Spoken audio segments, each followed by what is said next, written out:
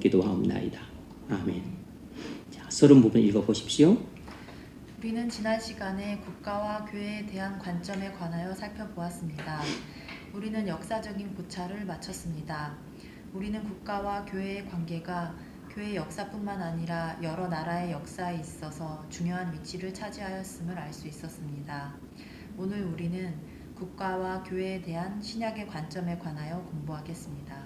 네, 지난 한 4번에 걸쳐서 국가와 교회의 관계에 대한 역사적인 고찰을 해보았습니다.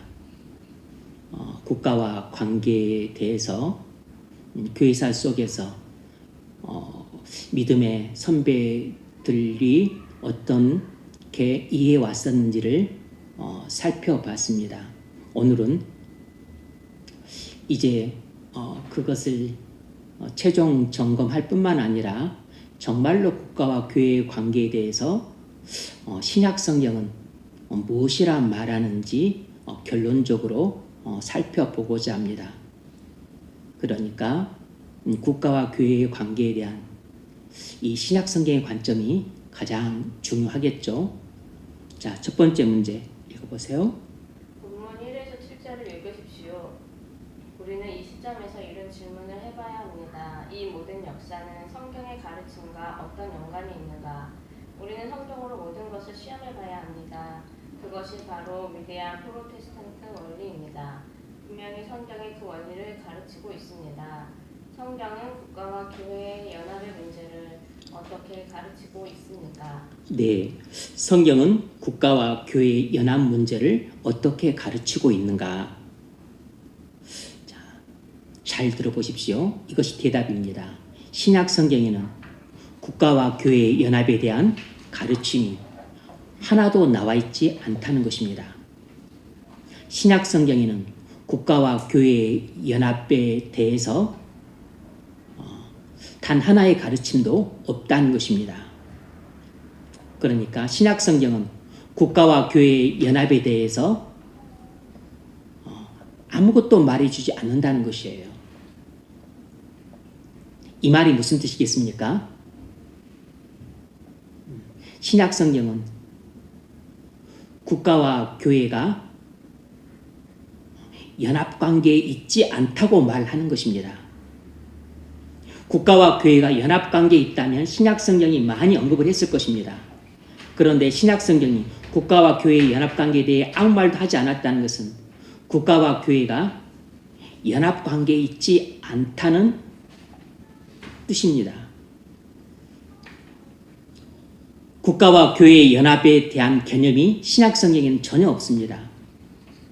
그러니까 교회가 국가를 지배한다든지 국가가 교회를 지배한다든지 하는 그런 가르침이 전혀 없어요. 국가와 교회를 완전히 분리시키고 있습니다.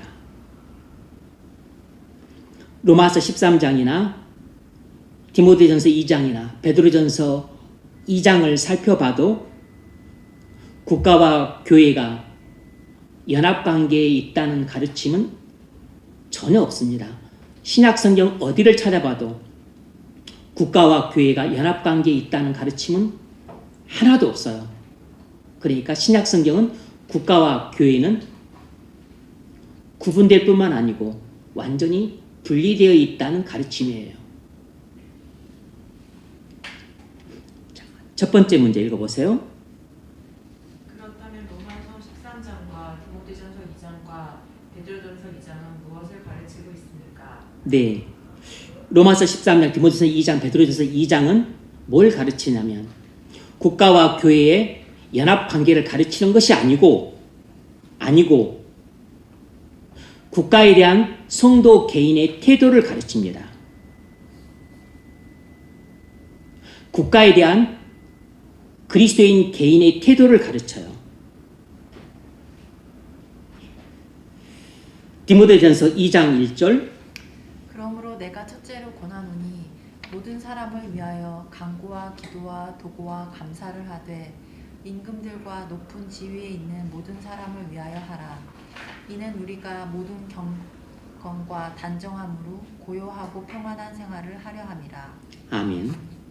이것은 그리스도인 우리에게 사도 바울이 항상 기도하기 힘쓰라고 기도의 중요성을 말하면서 무엇도 말하냐면 세상의 통치자들을 위해서도 기도하라고 말하고 있습니다. 그러니까 교회를 위해서만 기도를 할 것이 아니고 통치자들을 위해 그리고 나라를 위해서도 기도하라고 가르치고 있습니다. 그러니까 교회를 위해서 교회와 성도를 위해서도 기도하고 그리고 통치자와 나라를 위해서도 기도하라고 가르치고 있는 것이에요. 이것은 국가와 교회의 연합관계를 말하고 있는 게 아니고 통치자와 국가에 대한 성도의 의무에 대해서 말하고 있는 것입니다. 국가와 통치자에 대해 성도가 기도해야 할 의무가 있다라고 말하고 있는 거예요. 베드로전서 2장 13절 인간의 모든 제도를 주를 위하여 순종하되 혹은 위에 있는 왕이나 혹은 그가 악행하는 자를 징벌하고 선행하는 자를 포상하기 위하여 보낸 총독에게 하라. 곧 선행으로 어리석은 사람들의 무식한 말을 막으시는 것이라. 너희는 자유가 있으나 그 자유로 악을 가리는 데 쓰지 말고 오직 하나님의 종과 같이 하라. 곧 사람은 공경하며 형제를 사랑하며 하나님을 두려워하며 왕을 존대하라. 아멘. 국가에 대한 성도 개인의 의무를 기록하고 있습니다.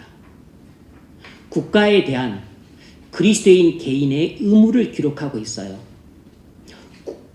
국가와 교회의 관계를 기록하고 있는 게 아닙니다. 국가와 교회의 관계를 기록하고 있는 게 아니고 국가에 대한 그리스도인 개인의 의무를 기록하고 있어요.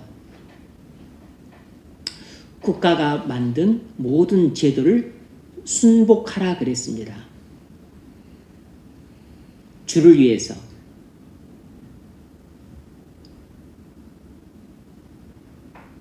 그리고 위에 있는 왕이나 그리고 총독이나 관리에게 순종하라 그랬습니다.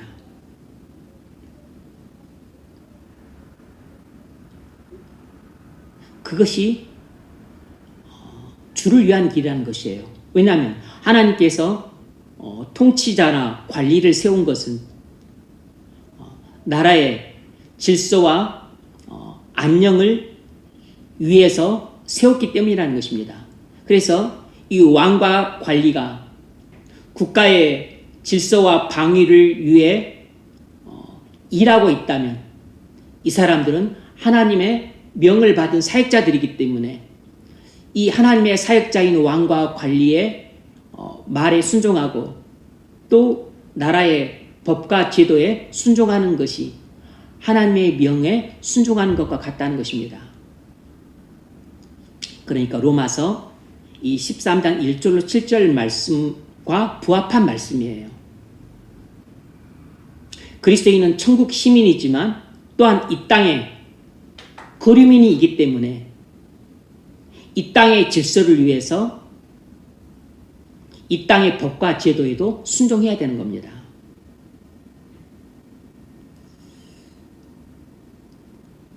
정리하자면 이 로마서 13장 오늘 본문이나 로마서 13장 1절로 7절이나 디모데전서 2장 1절 2절이나 베드로전서 2장 13절 14절 이 본문은 그리스도인 개인에게 주는 권면입니다. 국가와 교회의 연합관계를 기록하고 있는 본문이 아니고 국가와 통치자에 대한 그리스도인 개인의 의무를 기록하고 있는 본문이에요. 그러니까 혼돈하시면 안 됩니다. 혼돈하시면 안 돼요. 모든 그리스도인은 통치자와 그리고 국가의 법과 제도에 복종해야 한다라는 것이에요. 그런데 그렇게 하지 말아야 될 때가 있다는 것을 말씀을 드렸었죠. 이 통치자들이나 관리들이 하나님의 사역자로서 명을 집행할 때는 순종해야 되지만, 그러나 그들이 하나님의 명을 거스리고 불의와 불법을 행하고 그들이 앞장서서 나라의 질서를 어지럽히고 법을 어기고 그리고 제도를 깨뜨리는 이런 일들을 행하려고 할 때는 주를 위해서 복종하지 말아야 하는 것입니다. 두 번째 문제 읽어보세요. 국가와 교회의 연합이 콘스탄틴 황제 때 시작되었습니다. 로마 교회가 그 전통을 자신들에게 유리하게 이어가고 있습니다. 안타깝게도 프로테스탄트 종교 개혁자들과 개혁주의자들은 그 전통에서 완전히 벗어나지 못했습니다. 그들은 국가와 교회의 관계에 대한 자기들의 관점이 정당하다는 것을 구약 성경에 육각적으로 주장했습니다. 그 점이 개신교 신앙 고백서에 어떻게 나타나고 있습니까? 네, 읽으세요. 윈스턴 신앙 고백서에는 이 점이 어떻게 나타나고 있습니까? 네, 국가와 교회의 연합이 콘스탄틴 대제 때 시작되었다고 말씀드렸어요. 근데 로마 교회는 그 전통을 자신들에게 유리하게 이용해 먹으려고 했습니다. 안타깝게도 이 종교개혁자들과 개혁주의자들은 이 로마교의 전통에서 완전히 벗어나질 못했어요. 그래서 이 로마 교회는 교회가 국가를 지배해야 한다는 그런 입장에서 국가 교회의 연합을 주장했던 것이고, 반면에 이 루터와 그리고 찌빙글리 그리고 칼빈까지 그리고 이 종교개혁자들의 영향을 받았던 낙스나 그리고 이후에 청교도들 또 계속해서 우리 개혁주의자들을 또 국가와 교회의 연합 관계를 계속 주장을 했습니다. 그것은 교회의 교리의 순결성과 그리고 또 교회의 그 성례 집행 또 교회의 거룩성을 위해서 국가의 행정부가 관여해야 되고 또 협력해야 된다라는 입장을 취했어요. 왜 이런 입장을 취했을까요? 성경에 대한 오해가 있었던 겁니다. 먼저 그들 마음속에는 지난 시간에도 말씀드렸던 것처럼 하나님에 대한 그 경외함이 깊고 그리고 주님에 대한 사랑의 열정이 뜨거울수록 신정 정치를 열망하는 마음이 있어요. 그것이 찌빙글레에서 가장 뚜렷하게 나타났고, 찌빙글레의 영향을 받았던 칼빈도 제네바에서 그런 정치를 실현하고 싶어 했습니다. 찌빙글리는 제네바에서, 칼빈은 찌빙글리는 쥐리에서, 그리고 칼빈은 제네바에서.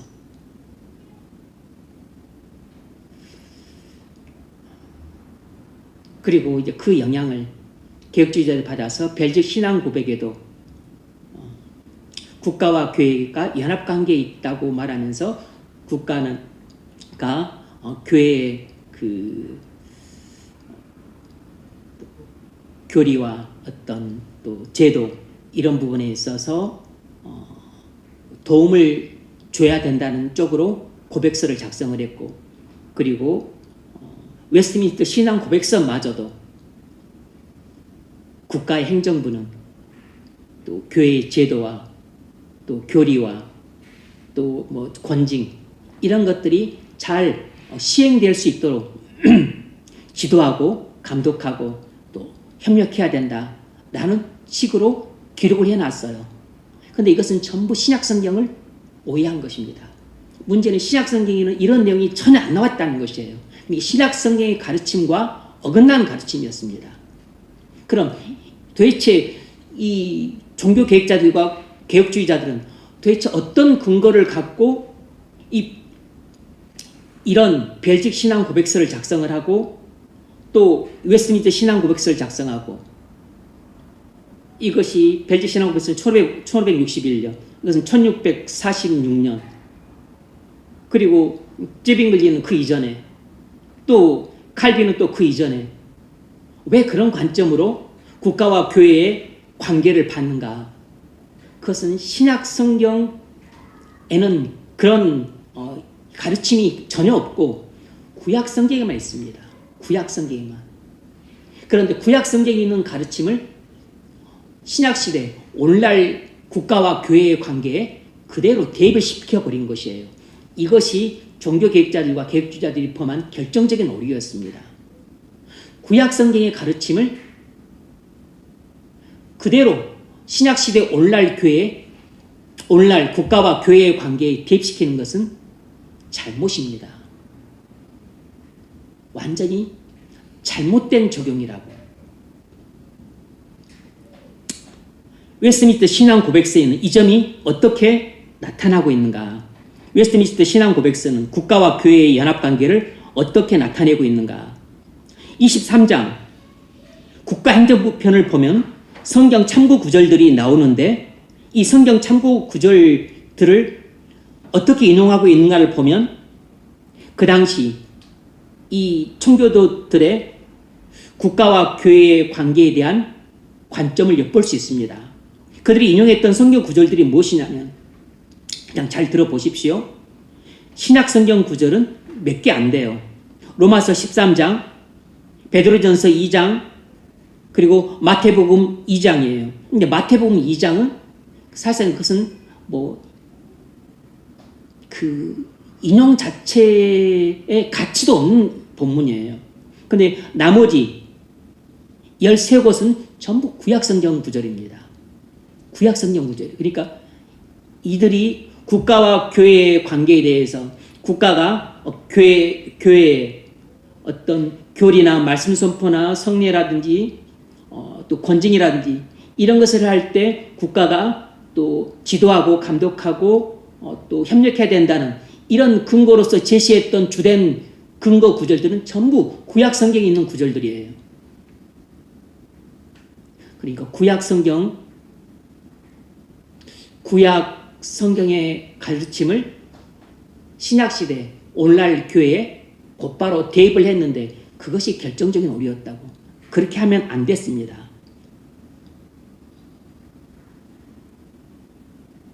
교리와 말씀의 순결성을 보존하고자 하는 목적에서 국가가 감당해야 될 의미에 관한 가르침을 정당화시키기 위해서 구약 성경 구절들을 인용한 것입니다. 문제는 신약 성경에는 국가와 교회의 연합관계에 대해서 가르치는 성경 구절들이 하나도 없다는 것이에요. 그래서 대부분 구약 성경 구절을 인용했습니다. 그러니까 종교개혁자들과 개혁주의자들이 국가와 교회의 관계에 대해서 성경 해석에 오류가 있었던 겁니다. 성경 해석에 오류가 있었기 때문에 그리고 성경을 인용하는 데도 오류를 범했던 것이에요. 종교개혁자들과 개혁주의자들은 국가와 교회의 관계에 있어서 다분히 국가 교회주의 입장을 취했습니다. 국가와 교회가 구분될 뿐만 아니라 구분만 시켜놓고 국가가 교회가 교리를 잘 지키고 말씀을 선포하고 그리고 권징을 잘 행사할 수 있도록 지도하고 감독해야 된다. 이런 입장에 있었던 거죠. 그러니까 국가와 교회에 대해서 상당한 깊은 연합관계에 있어야 된다고 주장을 했는데 이건 완전히 신약성경을 오해한 것입니다. 구약성경에만 근거를 두고 말을 한 것이에요.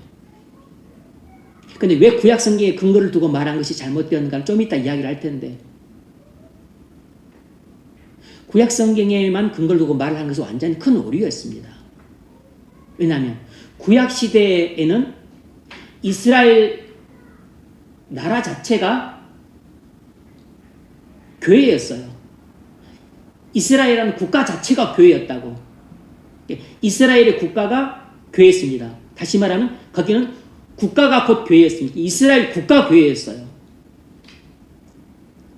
그러니까 그들은 국가와 교회가 완전히 연합 상태에 있었던 겁니다. 그리고 사무엘 이전까지는 완전한 신정일치였어요. 하나님이 직접 통치하는 게 아니라 하나님이 자신이 보낸 선지자를 통해서 통치하는 나라였습니다. 그러니까 하나님이 왕으로서 통치하는 나라였다고. 그러니까 하나님이 통치하는 나라이자 그리고 하나님을 섬기는 교회였다고. 나라와 교회가 하나였습니다. 곧 이스라엘 국가가 곧 이스라엘 교회였어요. 그러니까 국가와 교회가 완전 연합 상태에 있었던 것이죠. 이것이 가장 이상적인 나라 형태인데 이것은 구약 시대에만 한정적으로 있었던 시스템입니다. 그런데 사울왕부터는 이제 국가와 교회가 분리가 되잖아요. 세속적인 일과 그리고 거룩한 일이 구분이 됩니다. 예. 어쨌든 간에 통치자는 이제 왕이 통치를 하고 세속적인 나라를 다스리고 그리고 선지자와 제사장들은 또 영적인 측면에서 백성들을 다스립니다. 이게 백성들은 국가의 시민이자 동시에 또 그 이스라엘이라고 하는 그 교회의 교인이었는데 시민이기도 하면서 교인이었지만 이 시민으로서 다스리는 통치자는 왕이었고 이제 교인으로서 하나님 백성으로서 또 통치를 하나님 백성으로서 지도를 받는 것은 선지자나 제사장이었습니다. 하지만 이제 일종의 국가와 교회가 분리가 되었죠. 사무엘 이후부터 사울왕부터는 이제 국가와 교회가 분리가 됐어요. 그리고 예수님이 오신 이후에도 확실하게 분리가 되었잖아요. 헤롯 왕이 국가를 다스렸고 그리고 뭐 세례 요한이라든지 또 대제사장이라든지 이런 사람들이 종교적인 일들을 감독했습니다. 그리고 국가와 교회가 분리되었다고. 그런데 국가와 교회가 하나였던, 국가와 교회가 일치였던, 종교일치죠. 종교일치였던 그 시대에 적용되었던 성경 구절을 이제 국가와 교회가 분리된 상태에 있는 신약시대의 오늘날 시스템에 적용하는 것은 완전히 적용의 오류인 겁니다.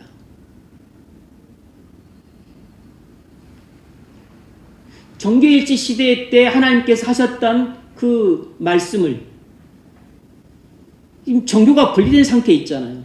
종교가 분리된 상태에 있는 신약시대 오늘날에 그 말씀을 적용해서 마치 국가가 교회를 감독해야 된다. 그리고 또 교회도 또 국가 행정부를 지도해야 된다. 이렇게 그 적용을 한 것은 완전히 해석의 오류에서 비롯된 적용의 오류인 겁니다.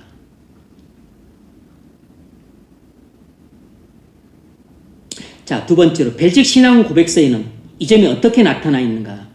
벨직 신앙 고백서에서는 이 국가와 연합의 관계에 대해서 구약 성경만 참조 구절로 인용을 하고 있습니다. 구약 성경만 참조 구절로 인용을 하고 있어요. 왜냐하면 신약 성경에는 전혀 안 나와 있으니까. 그런데 구약 성경 자체를 곧바로 인용하는 것은 해석의 오류에서 비롯된 적용의 오류인 겁니다. 36항 각주에 이렇게 되어 있습니다. 들어보세요. 이 조항은 다른 개혁주의 신앙 고백들에서 같은 문제를 다루는 조항들과 같이 국가와 교회의 연합 이론에 기초하여 작성된 것이다. 다른 개혁주의 신앙 고백들과 같이 국가와 교회의 연합 이론에 기초하여 작성된 것이다. 그러니까 다른 대부분의 개혁주의 신앙 고백설들도 국가와 교회를 연합 관계에 있다고 다 보고 있다는 것입니다. 이 점에 있어서 개혁주의 신앙 고백서들은 국가와 교회를 연합 관계에 있다고 바라보고 있는 것은 잘못된 관점이에요. 자, 정리하자면 개혁주의 신앙 고백들은 모두 다 국가와 교회 사이에는 연합이 있다는 것을 전제로 작성됐습니다. 그런데 전부 잘못된 관점이에요. 국가와 교회 사이에는 연합관계가 전혀 없습니다. 국가와 교회는 구분될 뿐만 아니라 분리된 관계입니다. 신약성경은 국가와 교회가 전적으로 분리되어 있다고 가르치고 있어요. 뭐만 이해가 되시죠?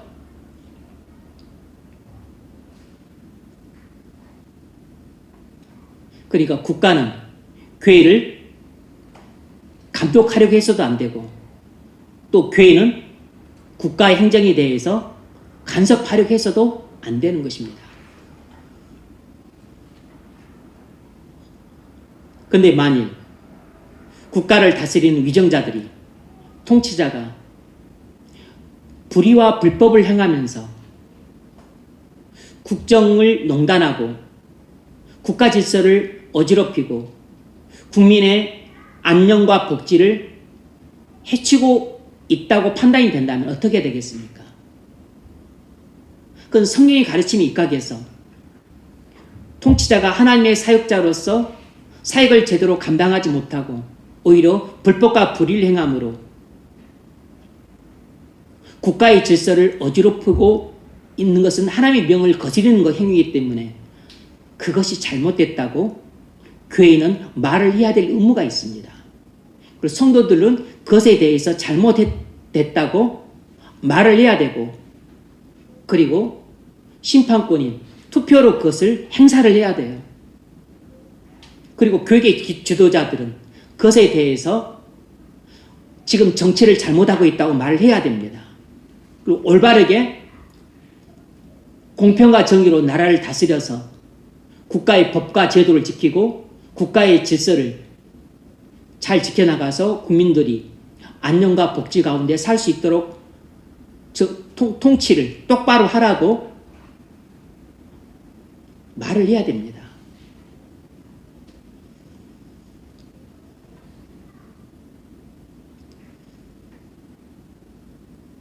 교계 지도자들이 그것들이 침묵하고 있는 것은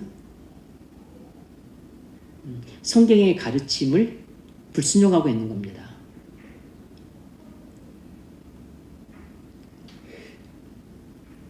교계 지도자급은 아니지만 그 유튜브를 하는 목사님들을 보면은 그러니까 뭐 한강 작가 이런 문제라든지 또 무슨 뉴라이트 그런 친일 매국노 그런 행위에 대해서는 한강 작가 그런 것에 대해서는 막 비판적으로 이야기를 하고, 그리고 친일 매국 행위에 대해서는 오히려 또 잘했다고 박수를 치고, 그러면서 이 대통령과 위정자들의 정책 실패를 말하는 게 아닙니다. 불의를 저지르고 불법을 저지르고 국정을 농단하고 그리고 국가 질서를 어지럽히는 이런 행위에 대해서는 이런 방법 말을 안 합니다. 말해야 될 것에서는 말을 안 하고 말하지 말아야 될 것에서 말을 하고 있어요. 왜 이런 일이 발생을 할까요? 국가와 교회의 연합관계에 대해서 전혀 이해를 못하고 있기 때문에 발생된 일들입니다. 모두 다 입을 다물든지 아니면 분배를 해서 말할 걸 말하고 말할 필요가 없는 것은 말하지 말든지 해야 됩니다.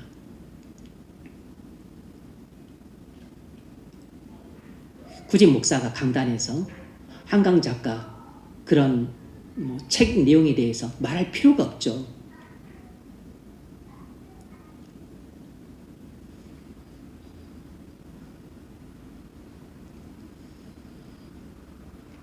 세 번째 문제 읽으십시오.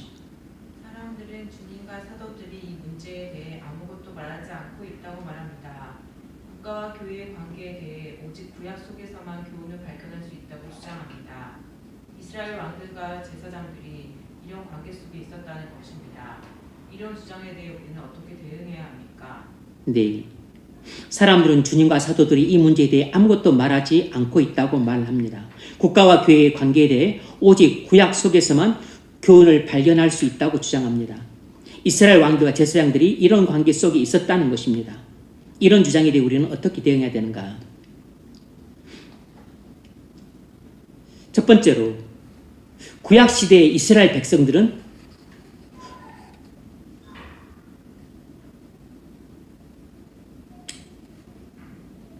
시민이자 교인이었습니다. 시민이자 교인이었어요. 사도행전 7장 38절에서 스데반이 구약 시대의 이스라엘 나라를 광야 교회라고 불렀습니다.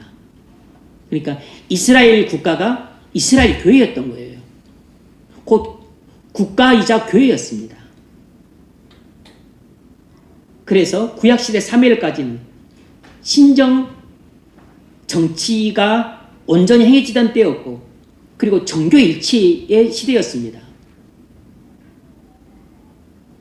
나라가 곧 교회였어요. 정치와 그리고 종교가 하나였습니다. 분리가 안 됐어요. 하지만 그 이후부터는 이스라엘에서도 세속적인 일과 종교적인 일이 구분되었습니다. 세속적인 일과 종교적인 일들이 분명히 구분이 되었어요. 그래서 왕이 있었고 선지자와 제사장이 있었습니다. 왕은 세속적인 일, 국가를 다스렸고, 선지자와 제사장은 종교적인 일, 신앙에 대해 백성들을 지도했습니다. 그러니까 사울왕 때부터는 국가와 교회가 분리되기 시작한 것입니다.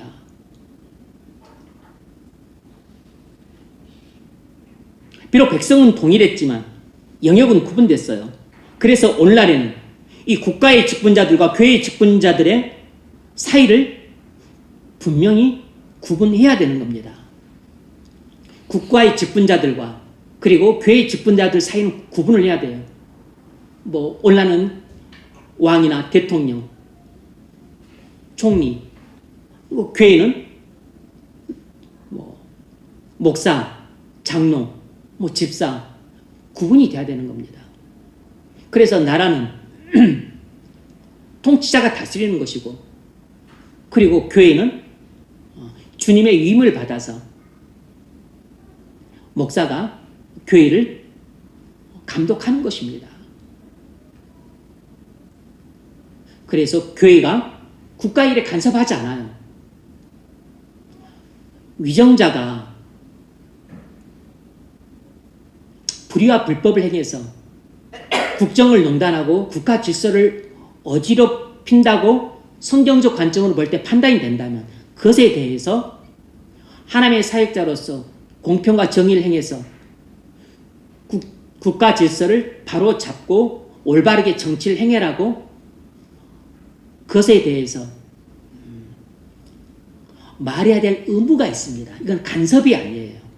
의무가 있는 것입니다. 왜냐하면 통치자도 하나님의 사역자이기 때문에, 그리고 이 하나님의 사역자로서 통치자가 잘 사역을 감당할 수 있도록 우리가 통치를 위해서 기도를 하잖아요. 나라를 위해서도 기도를 하고.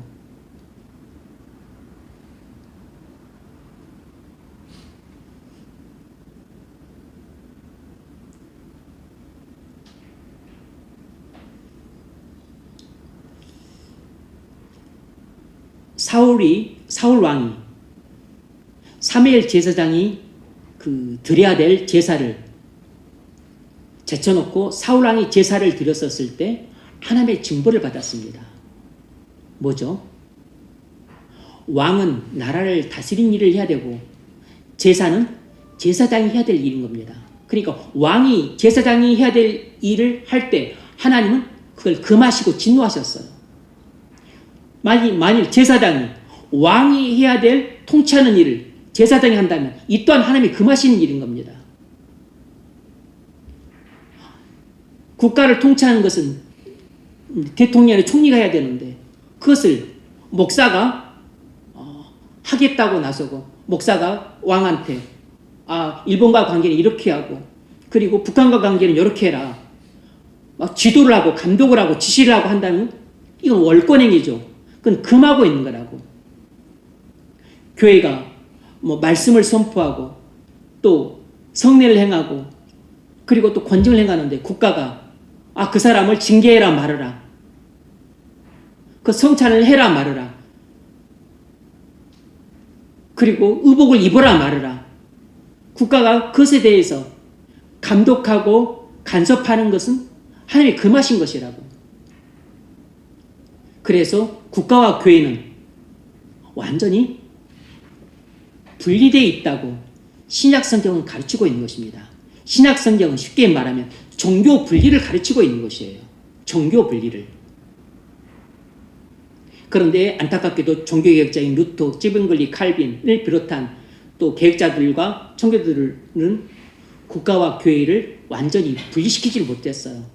완전히 종교 분리를 시키지 못하고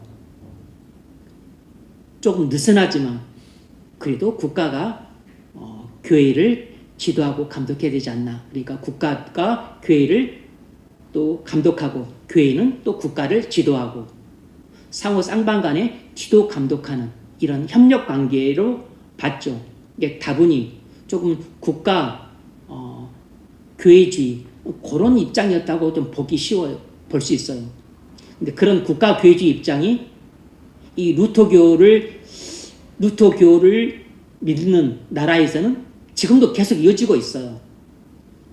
그런데 이 개혁주의 전통을 가졌던 나라에서는 이제는 완전히 종교 분리가 이루어졌죠.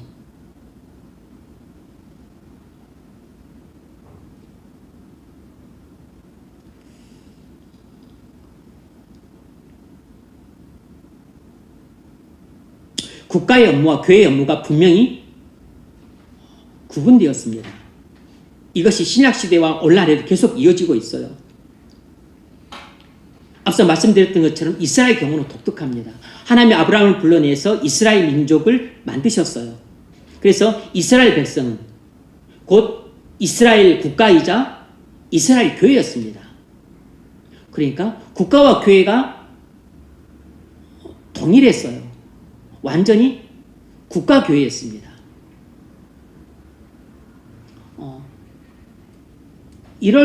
이랬을 때 하나님이 주셨던 말씀들을 지금은 국가와 교회가 완전히 분리된 상태에 있는 신약시대 오늘날에 이걸 떡하니 적용한다고 하는 것은 완전히 적용의 오류죠. 적용의 오류라고. 당시에는 국가와 교회가 완전한 연합 상태에 있습니다. 하나였다고. 근데 지금은 국가와 교회가 완전히 분리되었습니다. 딱 적용시키면서 이때처럼 국가가 교회를 지도해야 된다. 이렇게 말하는 것은 완전히 해석의 오류가 적용 오류입니다. 종교개혁자와 개혁주의자들이 그런 오류를 범했던 거예요. 이것은 구약 당시만 적용됐던 것입니다. 신약 성경에는 국가와 교회 사이에 연합되어 있다고 전혀 가르치지 않아요. 신약 성경은 국가의 직분자와 교회의 직분자를 구분하고 국가의 업무와 교회의 업무를 확실히 구분합니다. 국가와 교회 사이의 연합에 대해서 한마디도 하지 않아요. 마태복음 21장 43절 그러므로 내가 너희에게 이르노니 하나님의 나라를 너희는 빼앗기고 그 나라의 열매 맺는 백성이 받으리라. 아멘.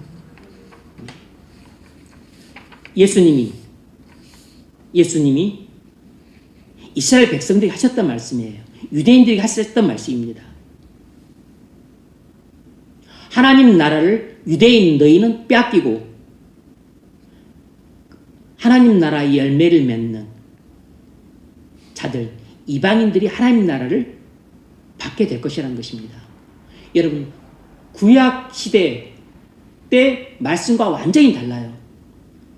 구약 시대 때는 이스라엘 백성들이 곧 하나님의 교회였습니다. 하나님이 직접 그들을 통치하셨기 때문에 이스라엘 백성들은 이스라엘 국가였고, 그리고 이스라엘 교회였고, 그들이 곧 하나님 나라였다고. 하나님이 다스리시고 백성들이 있고 땅이 있었으니까 이스라엘 국가, 이스라엘 교회, 그리고 이스라엘이 곧 하나님 나라였어요. 그런데 예수님 때만 오더라도 벌써 구분이 되죠.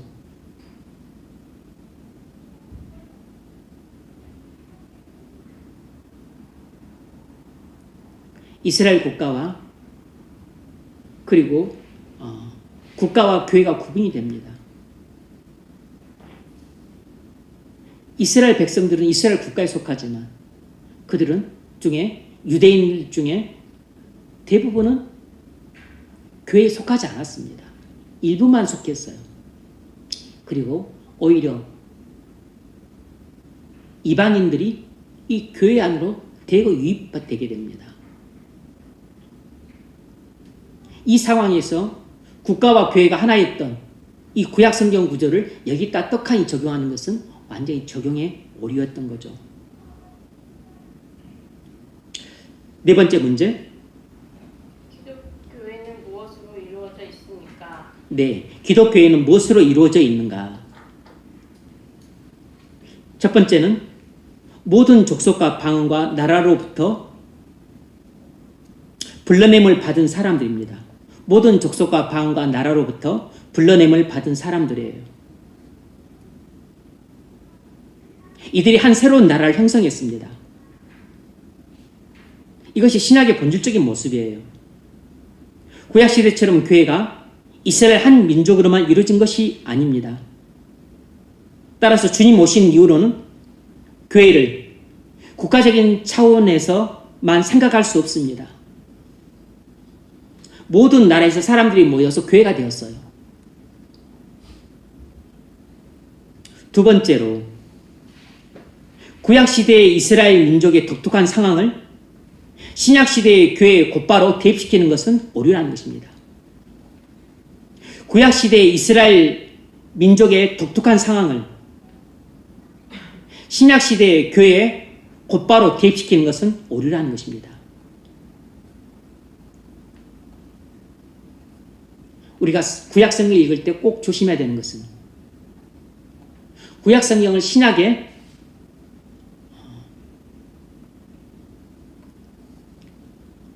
바로 대입시킬 수 없다는 것입니다. 구약성경을 곧바로 신약성경에 대입시켜서 안 되는 경우들이 많이 있어요. 구약성경을 신약성경에 곧바로 대입시켜도 되는 경우도 있지만 곧바로 대입시켜서 안 되는 경우들도 많이 있는 겁니다.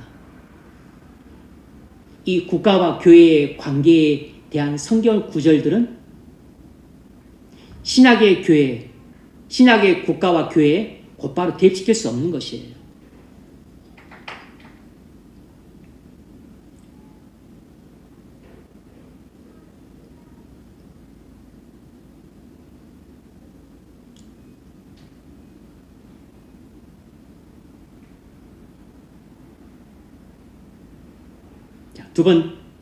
다섯 번째 문제. 주님께서 오셔서 완전한 구속의 사역을 마치신 이후에 구약 성경에 나타난 국가와 교회 사이의 연합 관계는 중단되었습니다. 신약 성경은 이 점을 어떻게 확증하고 있습니까? 네, 주님께서 오셔서 완전한 구속의 사역을 마치신 이후에 구약 성경에 나타난 국가와 교회 사이의 연합 관계는 중단되었습니다. 이 점을 분명히 아셔야 됩니다. 주님의 십자가의 사역이 마치신 이후에 구약 시대에 계속되었던 국가와 교회 사이의 연합 관계는 완전히 중단되었어요. 완전히 끊어졌습니다. 신약성경이 이 점을 어떻게 확정하고 있는가? 몇 가지 근거 구절을 좀 찾아보겠습니다. 누가복음 20장 22절. 우리가 가이사에게 세를 바치는 것이 옳으니까 옳지 않으니까 하니 예수께서 그 관계를 아시고 이르시되 데나리온 하나를 내게 보이라. 누구의 형상과 글이 여기 있느냐? 대답하되 가이사의 것이니이다. 이르시되 그런즉 가이사의 것은 가이사에게, 하나님의 것은 하나님께 바치라 하시니. 아멘. 가이사의 것은 가이사에게, 하나님의 것은 하나님께 바치라. 주님이 우리에게 뭘 말씀하고 있습니까? 국가에 대해 해야 될 일과 교회에 대해 해야 될 일을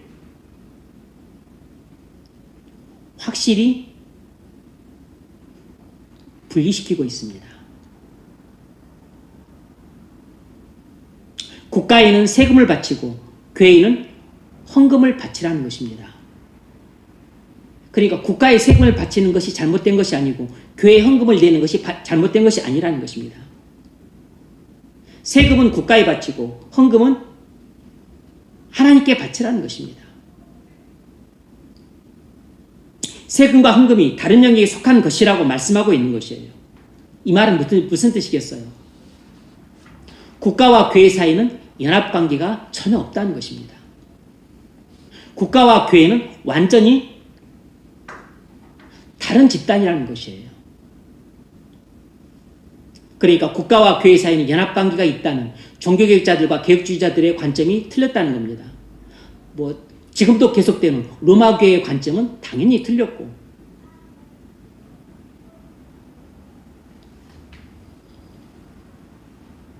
그래서 오늘날 민주주의 국가의 모든 헌법에는 종교 분리가 명시되어 있습니다. 종교 분리가 명시되어 있는 것은 예전에는 중세 때만 하더라도 그 종교가 분리되지 않았죠. 종교가 분리되지 않았다고. 중세 때는 거의 교회가 국가를 지배하다시피 했던 상황이니까. 그런데 지금은 민주국가에서는 정치가 종교에 개입하지 않고 또 종교는 정치에 개입하지 않는다. 이렇게 분명히 선을 그어놨습니다.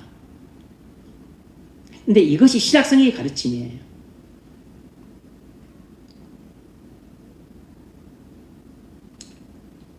요한복음 18장 36절. 내 나라는 이 세상에 속한 것이 아니니라. 예수님 말씀이신데 내 나라는 이 세상에 속한 것이 아니니라. 무슨 말이죠? 하나님 나라는 이 세상과 다르다는 것입니다. 근데 지상에 구현된 하나님 나라가 교회니까 교회는 이 세상에 속하지 않았다는 것입니다. 이 세상은 국가죠. 그러니까 교회는 국가에 속하지 않았다는 것입니다. 다시 말하면 교회와 국가는 구분될 뿐만 아니라 분리되어 있다는 것입니다. 국가와 교회는 완전히 분리되어 있다는 것이에요. 마태복음 20장 25절.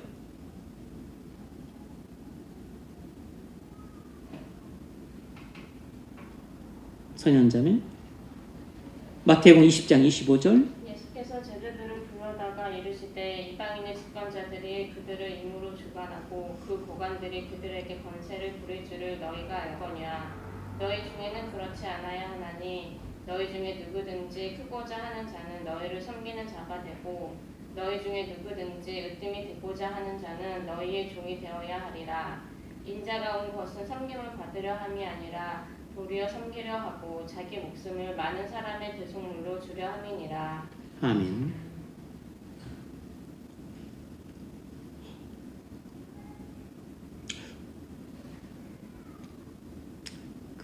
국가와 교회가 전혀 다르다는 것을 예수님은 이렇게 설명을 했습니다.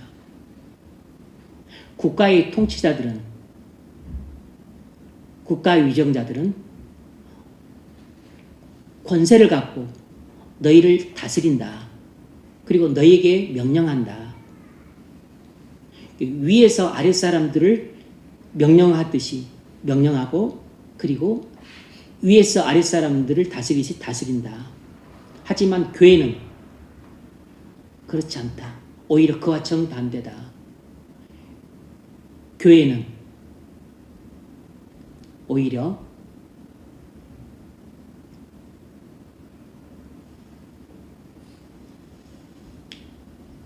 교회를 지도하고 감독하는 목사나 장로나 권사들이 일반 교인들을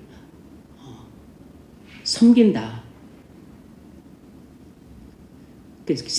국가에서는 다스리는 사람이 다스림을 받는 사람마다 큰 사람이지만 교회에서는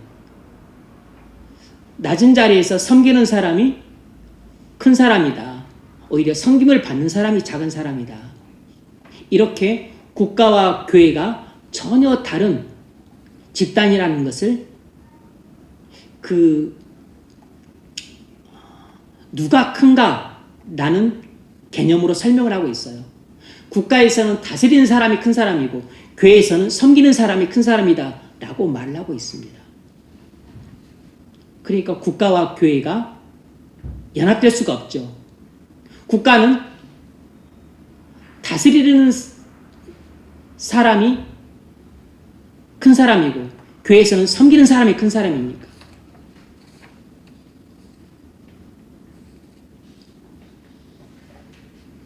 그러니까 하나님 나라는 지상의 국가 개념과는 본질적으로 전혀 다르다는 것입니다. 다시 말하면 교회는 국가와 본질적으로 전혀 다르다는 것이에요. 국가는 통치 행위가 주가 되고 교회는 섬김 행위가 주가 되는 것입니다.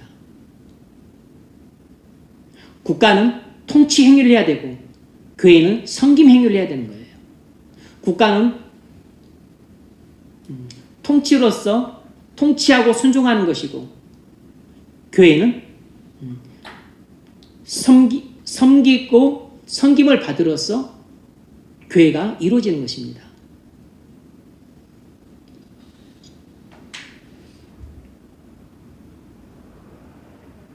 디모데전서 2장에서는 국가에 대한 성도의 섬김에 대해 말을 하고 있습니다.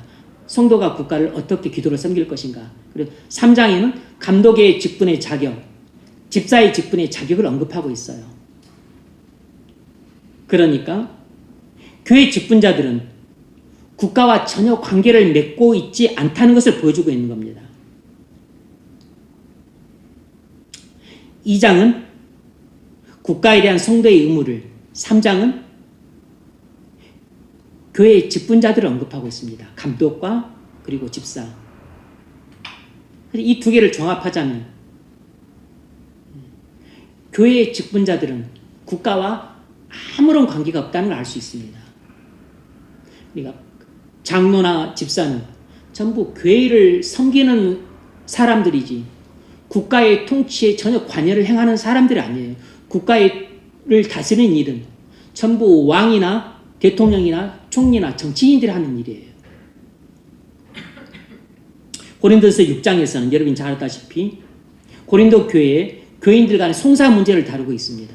교인들끼리 무슨 문제가 생겼는데 자기들끼리 자력을 해결하지 못하고 예컨대 돈 문제라면 그 돈 문제를 스스로 해결하지 못하고 그 문제를 세상 법정으로 끌고 와서 소송을 걸었어요.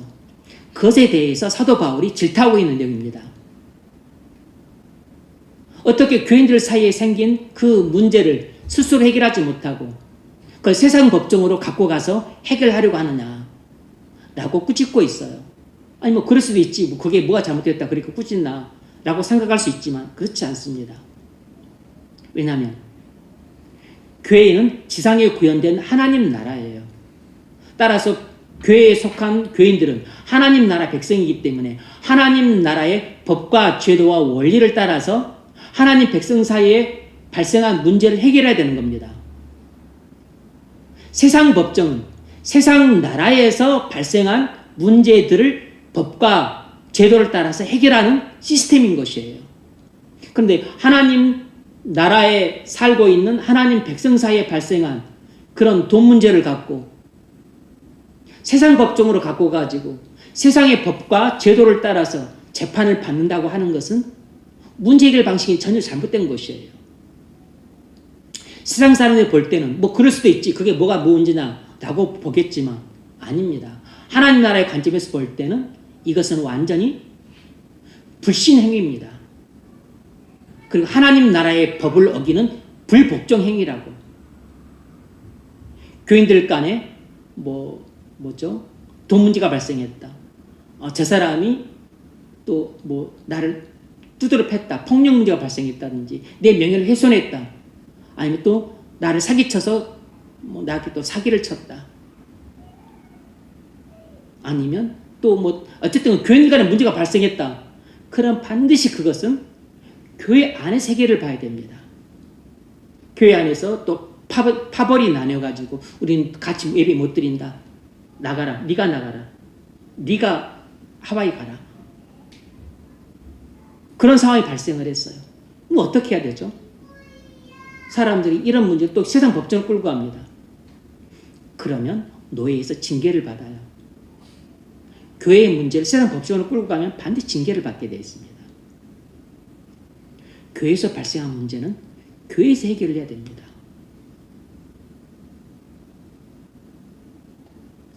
그것이 돈 문제든 사기 문제든 폭력 문제든 명예훼손 문제든 아니면 그게 간음 문제든 아니면 서로 파벌 싸움이 나가지고 같이 한 교회에 못 있겠다.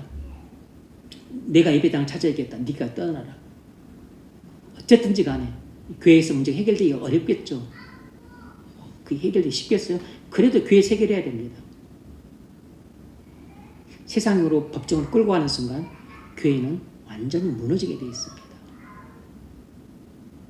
그리고 하나님 나라의 왕이신 하나님의 법을 어기고 명령을 어겼기 때문에 반드시 심판을 자취하게 되어 있습니다. 왜 그랬을까요? 왜 사도 바울은 세상 법정을 끌고 가지 말라고 했을까요? 끌고 간 사람들에 대해서 왜 책망을 했을까요? 국가와 교회는 완전히 본질적으로 서로 다른 나라이기 때문입니다.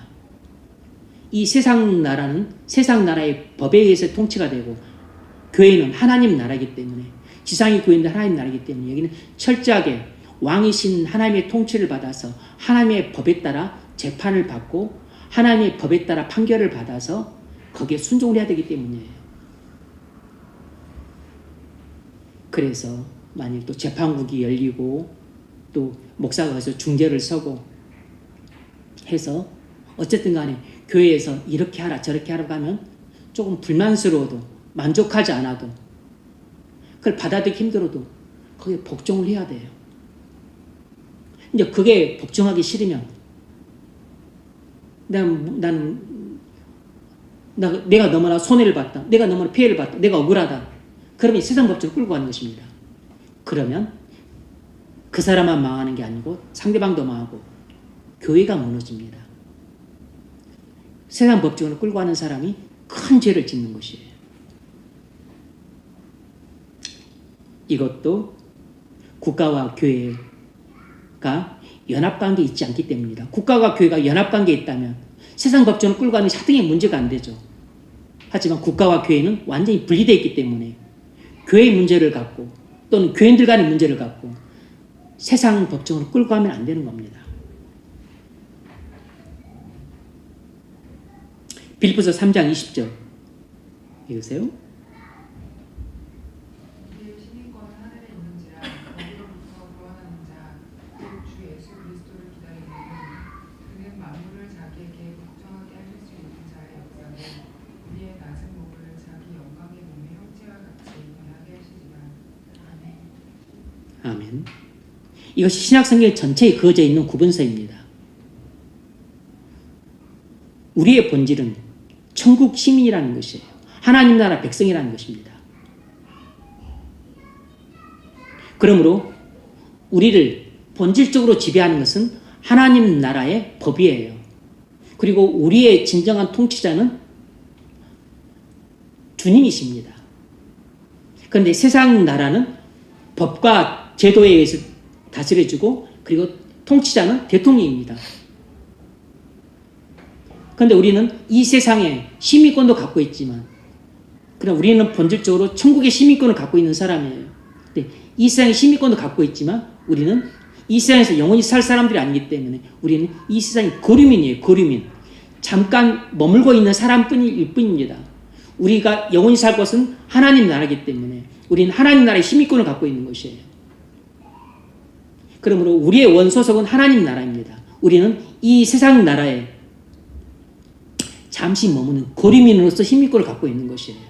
따라서 어쨌든 거류민이기 때문에 거류민으로서 이 세상의 질서를 지키기 위해 이 세상에 주어진 의무는 이행을 해야 돼요. 그리고 교육의 의무, 납세의 의무, 징병의 의무 이런 것들은 의무를 이행해야 됩니다. 선거의 의무를 이행해야 돼요. 하지만 우리의 본 시민권은 하나님 나라에 있기 때문에 하나님 나라의 왕이신 주님의 통치를 받고 주님의 하나님 나라의 법에 순종하는 삶을 살아야 돼요. 그래서 이 교회와 국가는 본질적으로 전혀 다른 집단입니다. 그래서 연합될 수가 없어요. 연합되는 게 불가능한 겁니다. 왜냐하면 이 교회는 하나님이 통치를 하시고 세상은 본질적으로 사단이 통치하는 나라예요. 하나님이 사단에게 맡기신 나라라고 이 세상은. 그래서 이 세상의 임금은 사단입니다. 사단이 이 세상을 통치하니까 세상이 이렇게 어지럽고 혼란스러운 겁니다. 자본주의도 있고 공산주의도 있고. 그래서 그 대통령이 되는 사람마다 나라를 제 멋대로 다스리잖아요. 법과 이제 법의 규제는 받지만 자기 멋대로 다스립니다. 근데 교회에서는 그러지 않죠. 교회에서의 그 통치권은 예수님께 있기 때문에 예수님의 통치를 받으면서 목사가 이제 교회를 감독을 하는 것이죠.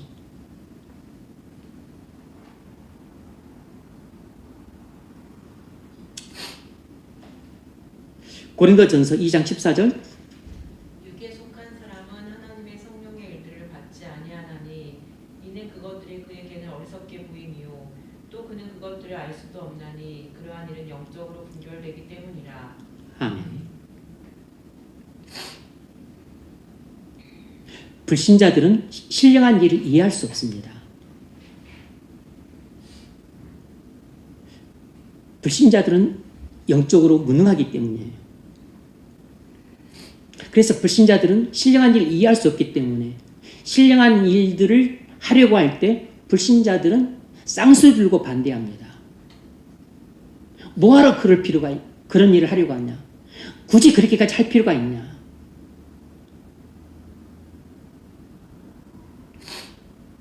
만약 육적인 일을 하려고 할 때는 아주 쌍수를 들어 찬성할 겁니다. 아, 그거 좋다. 그거 해라. 얘들 유학 보내려고 한다. 아, 그거 좋다. 해라. 아, 어디다 지금 어디가 곧 어디 GTX가 뚫려가지고 어디 개발돼서 거기에 뭐 땅만 사놓으면 아파트만 사놓으면 그거 뭐 10년 사이에 2배, 3배로 올 것이다. 아, 그거 좋다. 해라. 믿지 않는 불신자들은 그런 육적인 일들에 대해서는 쌍수를 들어 환영을 합니다. 그런데 하나님을 기쁘시게 하는 영적인 일들에 대해서는 쌍수를 들고 반대를 해요.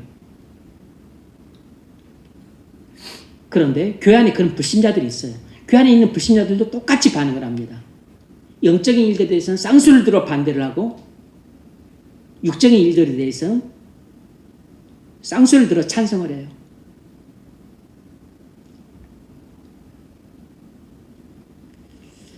영적인 문제를 이해하기 위해서는 거듭나야 됩니다.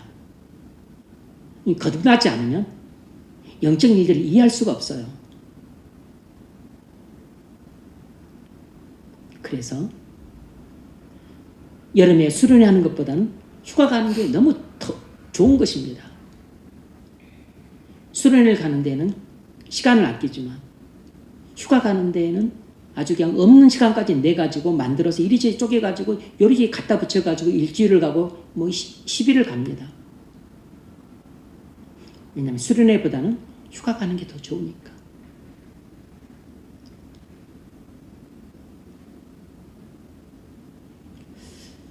여기서 뭘 할 수 있냐면 신약 성경 어디에도 국가교회 개념은 없어요. 국가교회 그런 개념은 없습니다. 기독교 국가 그런 개념도 없어요. 그런 용어를 그런 개념 자체가 신약성이 없기 때문에 우리는 그런 용어를 쓰지도 말아야 됩니다. 그런데 아직까지도 많이 교회 안에서 기독교 국가라는 용어를 씁니다. 뭐 영국을 기독교 국가라든지 또 유럽을 기독교 국가라든지 아직까지도 그런 용어를 써요. 기독교 국가라는 개념 자체가 없기 때문에 그런 용어도 써서는 안 되는 겁니다. 그리고 구약시대 이스라엘에서나 국가교회가 있었지 그 이후부터는 국가교회란 없어요.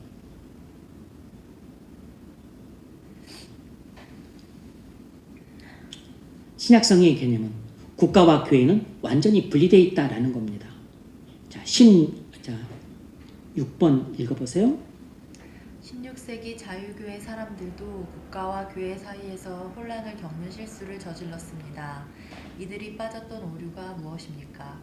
네, 이 16세기 자유교회 사람들이 국가와 교회 사이에서 혼란을 겪고 한 가지 중대한 실수를 범했는데 그게 무엇이냐면 세속적인 신분과 사고 방식이 교회 안으로 들어오도록 방치했습니다. 세속적인 신분과 사고 방식이 교회 안으로 들어오도록 방치한 오류를 범했습니다. 예컨대 이런 것이에요. 공장 소유자나 경영자들이 보통 교회에서 선임 집사들이 되었습니다. 그러니까 공장 소유자나 경영자들은 경제적으로 부유한 자들이잖아요. 이런 자들이 공장에서도 소유자고 경영자니까 지위가 높고 또 노동자들은 지위가 낮잖아요. 그러니까 이 세상에서의 사회 계급이 교회 안으로 그대로 들어오도록 방치해 둔 것입니다. 그래서 교회 안에서도 그들이 교회의 선임자가 되거나 아니면 또 교회의 뭐 장로가 되거나 안수집사가 되거나 하고 공장 노동자들은 또 교회에 와서도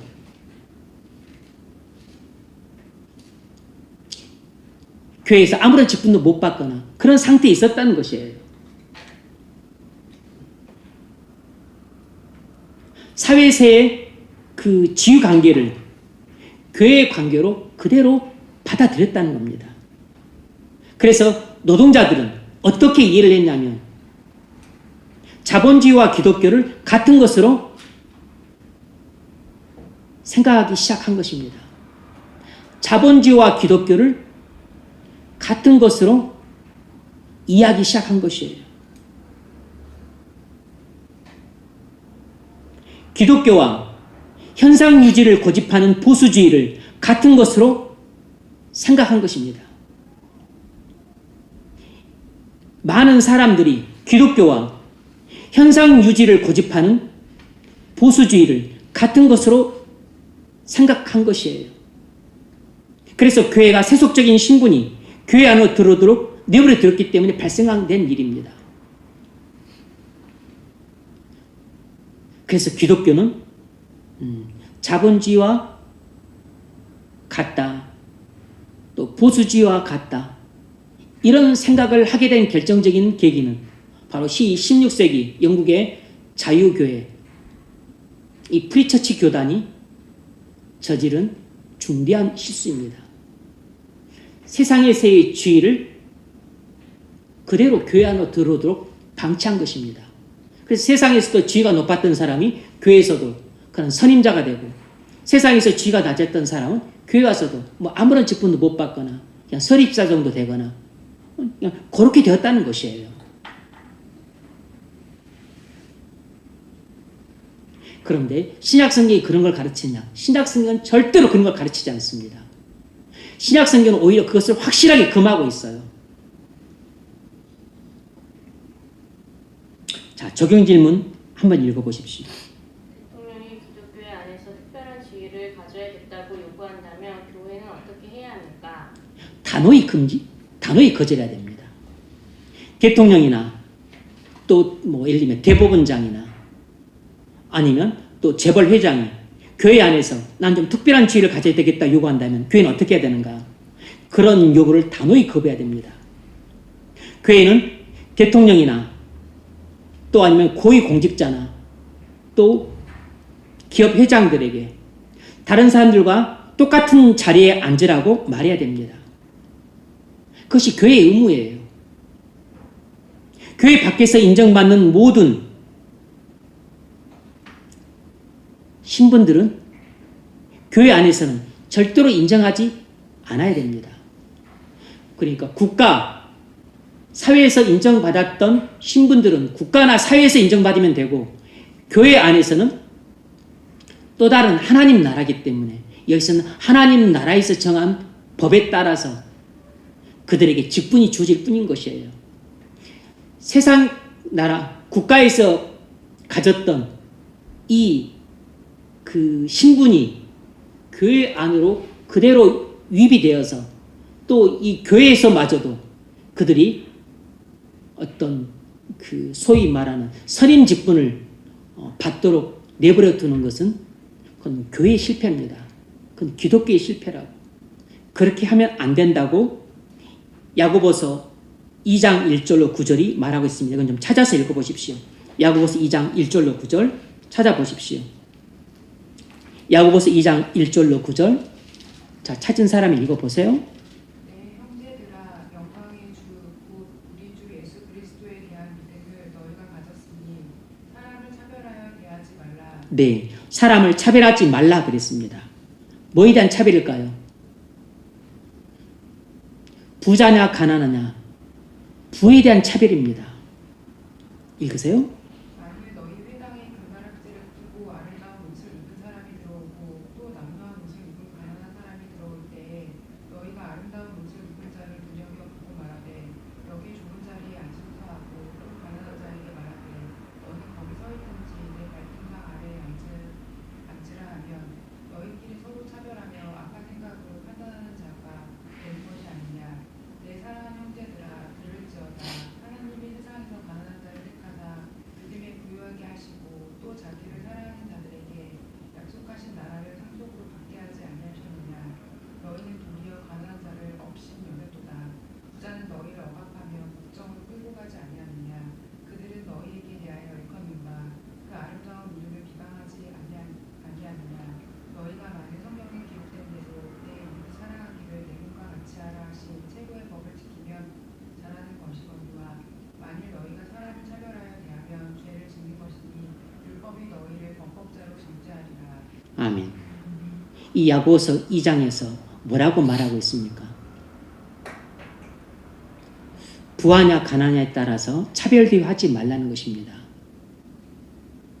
내 이웃을 내 몸과 같이 사랑하라 이 하신 말씀을 따라서 부자든 가난한 자든 지위가 높든 낮든 명의가 있든 없든지 간에 똑같이 대하라는 것입니다.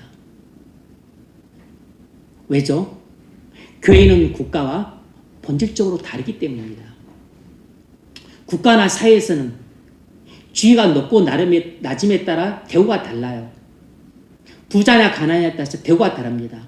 회장이나 일반 사원냐에 따라서 지위가 다르기 때문에 대우가 달라요. 그 대우가 다른 것을 세상은 그걸 당연하다고 얘기합니다. 대통령을 대하는 것과 그리고 일반 시민을 대하는 것과 다 똑같지 않죠. 근데 교회는 아니라고. 교회는 그가 대통령이든 시민이든 회장이든 사원이든 부자든 가난한 자든 명예가 스타든 없는 사람이든 간에 상관없이 똑같은 자리에 앉아야 되는 겁니다. 똑같은 자리에 앉아야 된다고.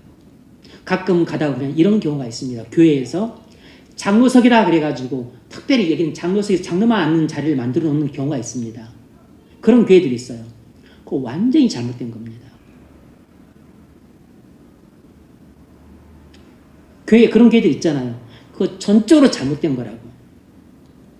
장로석이 어디 있습니까? 장로든 권사든 일반 청년이든 학생이든 간에 누구든 어느 자리에 앉을 수 있는 것이에요. 모두 똑같은 자리에 앉아야 되는 겁니다.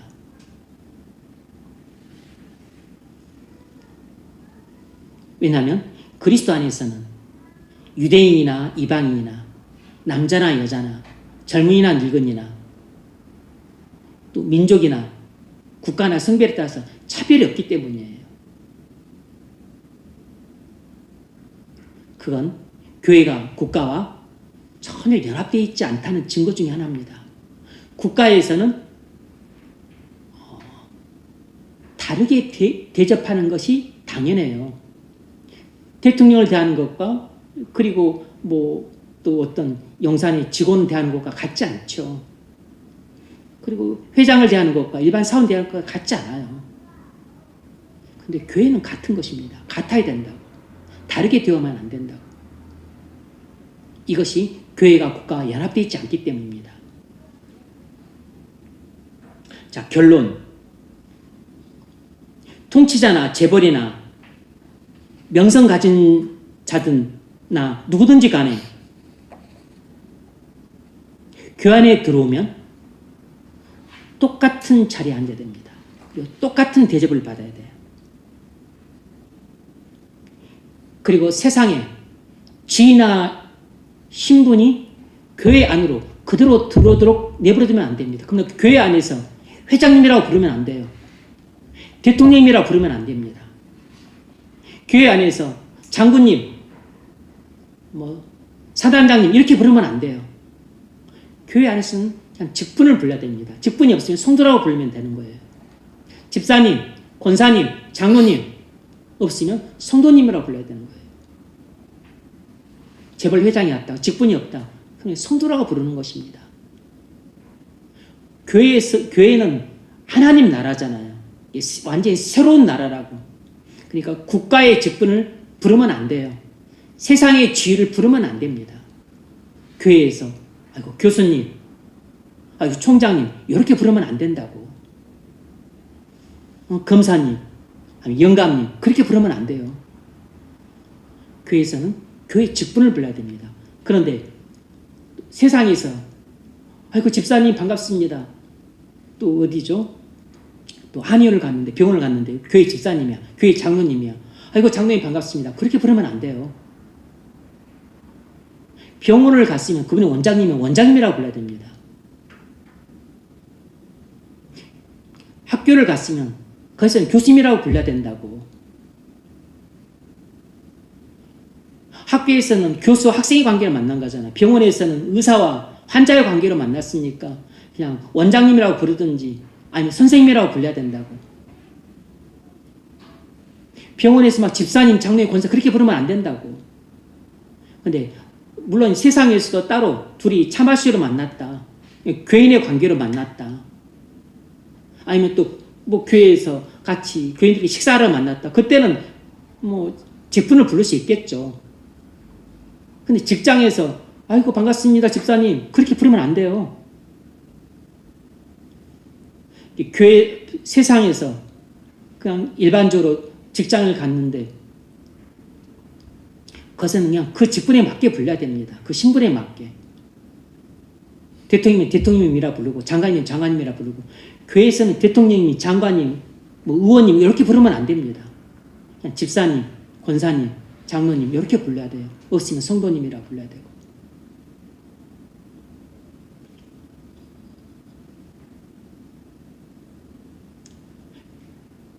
세상에서 높은 지위를 갖고 있다. 교회에서도 또 감독 직분을 주고, 세상에서 지위가 낮다 그래서 너는 직분 받을 필요 없다고 내버려두고, 그렇게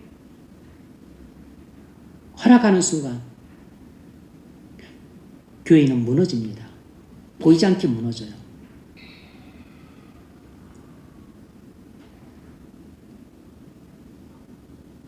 이런 가르침이 자주 희석되어져서 교회가 보수적인 기득권자들과 부자들을 옹호하고 지지한다는 인상을 그동안 주어왔던 겁니다. 그리고 일반 서민들은 무시한다는 인상을 주어왔던 것이에요. 세상에서 지위가 높고 잘 나가는 사람들은 교회에서도 인정해주고 높여주고 또 그들을 챙겨주고, 세상에서 못 나간 사람들은 교회에서도 그냥 깔보고 무시하고 직분도 그냥 또 안 주고, 이런 식으로 해왔기 때문에 세상에 많은 사람들이 기독교를 보수 집단으로 오인을 하고 있는 겁니다. 그래서 교회를 다니든 안 다니든 사람들은 교회를 보수 집단으로 생각을 합니다. 보수 집단으로. 이건 교회가 그동안 자처했던 일이에요. 교회가 그동안 자초한 일이라고. 교회는 기득권을 유지하는 데 일조하는 보수 집단이 아닙니다. 기득권층을 옹호하고 그리고 또 잘나고 똑똑한 사람들, 부자들을 지지해주는 그런 보수 집단이 아니라고. 기독교는 자본주의를 지지하는 그런 집단이 아닙니다. 기독교는 자본주의도 지지 않고 봉산주의도 지지하지 않아요. 그건 다 세상의 이데올로기입니다. 그건 국가나 사회에서 통용되는 이데올로기라고. 교회하고 아무런 상관이 없어요. 그건 교회를 감독했던 목사와 장로와 감독들이 이런 세상에 대해서 잘못 대처했기 때문에 교회와 국가의 관계를 많은 사람들이 오인함으로써 발생한 일입니다.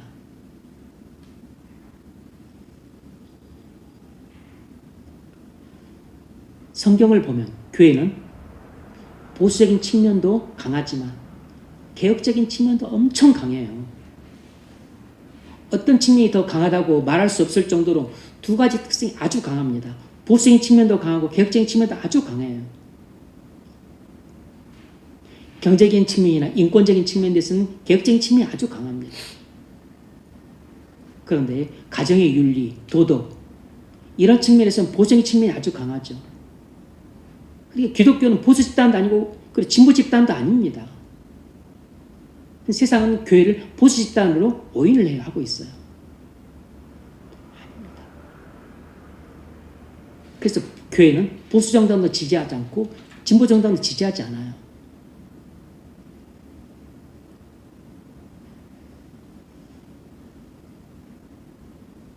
교회가 이런 기득권층들에게 휘둘리면 그때부터 교회의 순결성을 상실합니다. 그래서 우리는 과거로부터 교훈을 배워야 돼요. 무엇보다 성경으로부터 가르침을 받아야 됩니다. 그래서 신약 성경에 능통해야 됩니다. 신약 성경에는 국가와 교회가 연합관계에 있다고 말하지 않습니다. 국가와 교회가 완전히 분리되어 있다고 말해요. 그러므로 국가나 사회에 있는 이런 신분이나 지위나 사고방식이나 가치관이 교회 안으로 유입되지 않도록 철저히 차단해야 됩니다. 교회는 교회만의 법이 있어요. 교회는 하나님 나라의 법의 지배를 받는 곳입니다. 다시 말하면 왕이신 하나님의 말씀과 통치를 받는 곳이에요. 그래서 신약 성경에 능통해야 됩니다. 국가와 교회에 대한 신약 성경의 관점을 잘 이해하셔서 교회가 보수 집단으로 오인받지 않도록 하십시오.